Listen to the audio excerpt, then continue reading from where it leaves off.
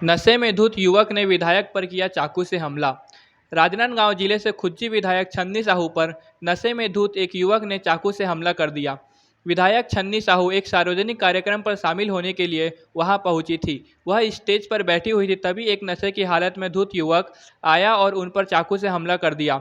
हमले में किसी को गंभीर चोट नहीं आई है। विधायक का प्राथमिक उपचार छुरिया के सामुदायिक स्वास्थ्य केंद्र में किया गया। आरोपी के खिलाफ रिपोर्ट दर्ज कर पुलिस ने उसे गिरफ्तार कर लिया है।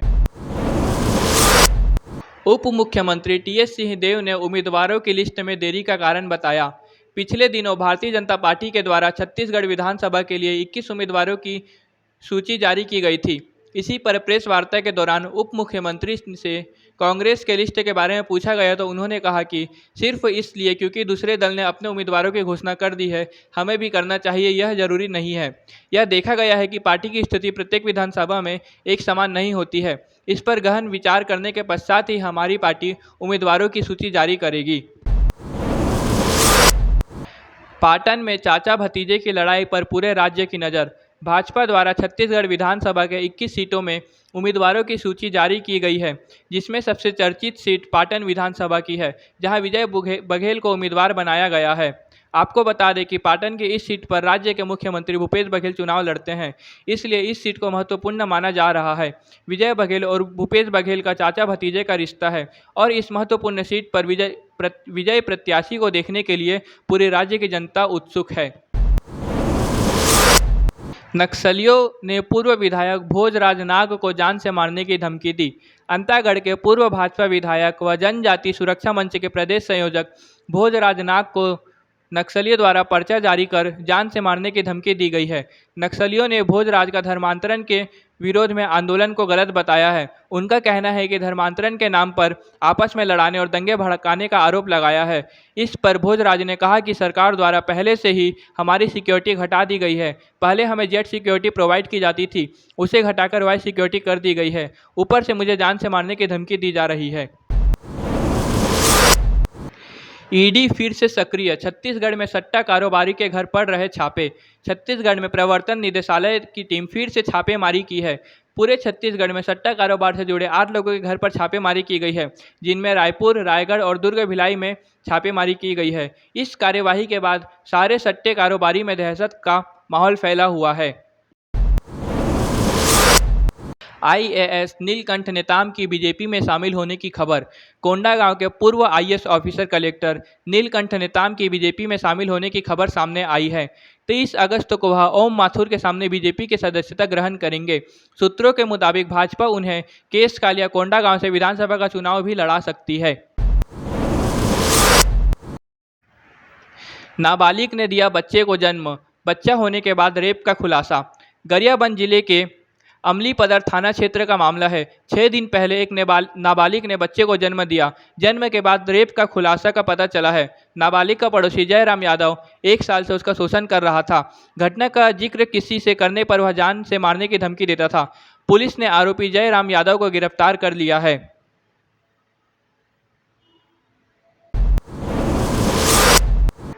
राजीव गांधी की जयंती पर यूथ कांग्रेस द्वारा सद्भावना पदयात्रा। पूर्व प्रधानमंत्री राजीव गांधी की जयंती के मौके पर यूथ कांग्रेस रायपुर द्वारा सद्भावना पदयात्रा निकाली गई। जय स्तंभ चौक से इस पद यात्रा की शुरुआत हुई और मालवीय रोड सदर बाजार होते हुए यह यात्रा राजीव गांधी चौक पर समाप्त हुई। इस पद यात्रा में बड़ी संख्या में कांग्रेस पदाधिकारी व कार्यकर्ता शामिल हुए थे। आज से मानसून गतिविधियों पर लग सकता है ब्रेक। तापमान में वृद्धि होने की संभावना।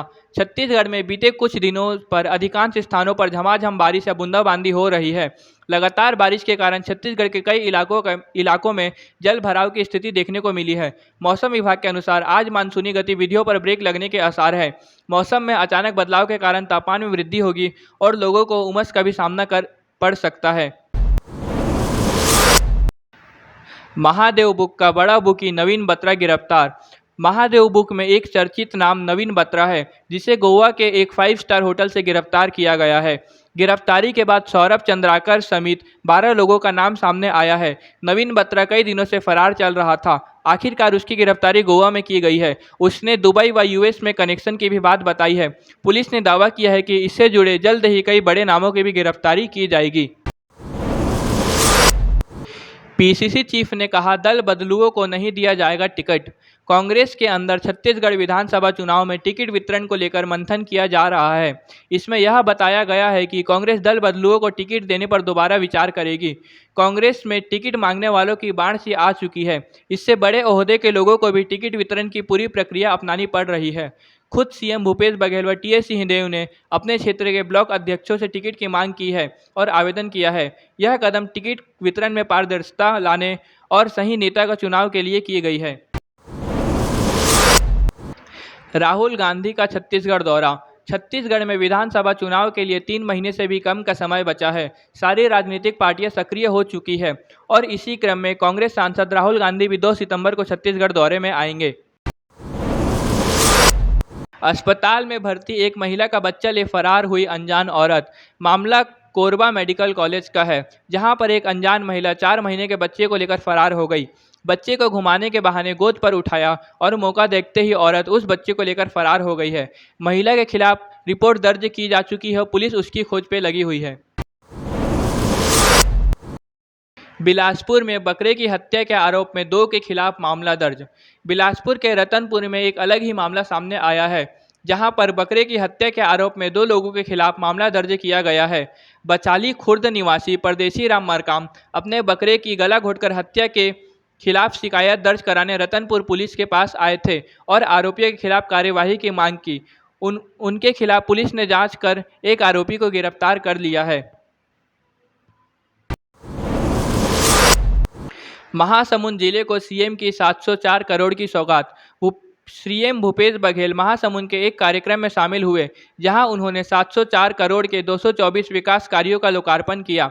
महासमुंद जिले को सीएम द्वारा इन सभी सौगातों का स्थानीय लोगों ने बहुत आभार जताया है।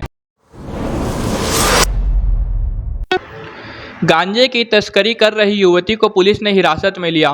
पुलिस ने करीब 1 लाख कीमत का गांजा युवती से बरामद किया है। युवती रायपुर से उतई के रास्ते राजनांदगांव यह गांजा लेकर जा रही थी। मुखबिर से सूचना प्राप्त होने के पश्चात पुलिस ने जगह जगह पर चेकिंग पॉइंट लगा रखे थे। सभी गाड़ियों की जांच कर रहे थे, तभी उन्होंने इस लड़की को गांजे के साथ में पकड़ा और गिरफ्तार किया है। शिवनाथ नदी से बैकुंठ धाम मरोदा तक कांवड़ यात्रा।